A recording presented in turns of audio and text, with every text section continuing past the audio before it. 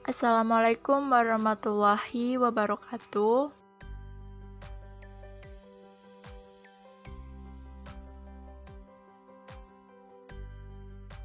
Perkenalkan, nama saya Lara Lauranika Angelina dengan NPM A1A021077, Prodi Pendidikan Bahasa Indonesia, dosen pengampu Bapak Wisman NPD.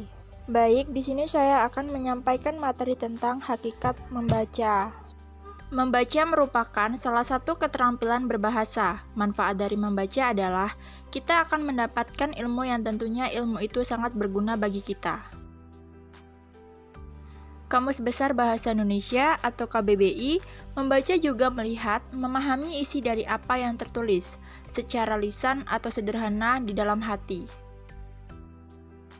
Hakikat membaca tersendiri memiliki pengertian, yaitu pengembangan keterampilan mulai dari kemampuan memahami kata-kata, kalimat, paragraf dalam membaca untuk memahami secara kritis dan evaluatif seluruh isi bacaan.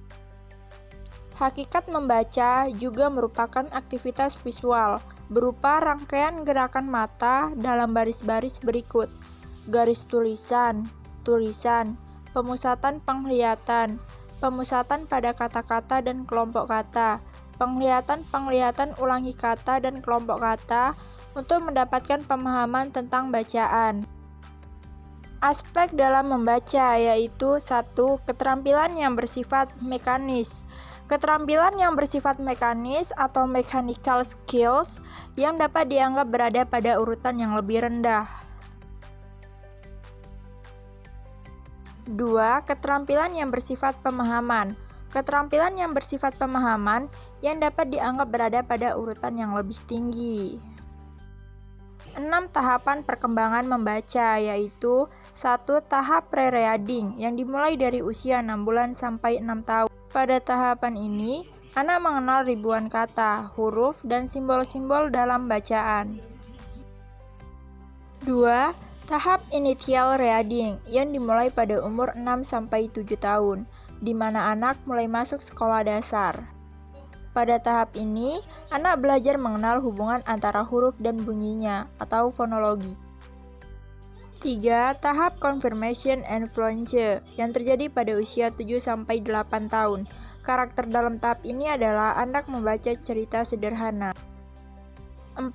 Tahap reading for learning the new yang mulai muncul pada anak usia 9-14 tahun.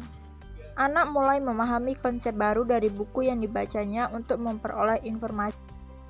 5. Tahap multiple viewpoints pada usia 15-17 tahun. Pada tahap ini, individu mampu membaca tulisan dengan konsep abstrak dan kompleks dari berbagai perspektif serta menganalisa isi dari sebuah tulisan.